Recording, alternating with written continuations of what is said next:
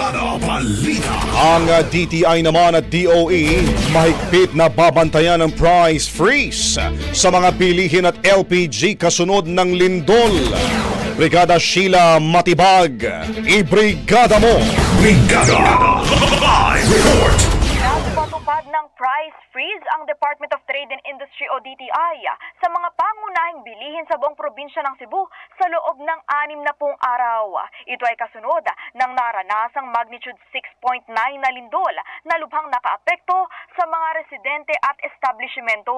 Ayon sa DTI, batid nila ang bigat ng naging epekto ng pagyanig sa bawat pamilya. Kasabay ng price freeze, prioridad umano ng ahensya na matiyak na ang mga presyo ng supply ay abot kaya at matatag. Samantala, nagpatupad na rin ng price freeze ang Department of Energy o DOE sa mga LPG at kerosene sa Cebu.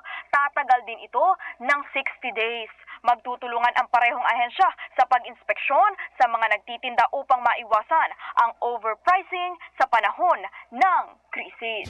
In the heart of changing lives, ako si Brigada Sheila Matibag ng 105.1 Brigada News FM Manila. The Music News.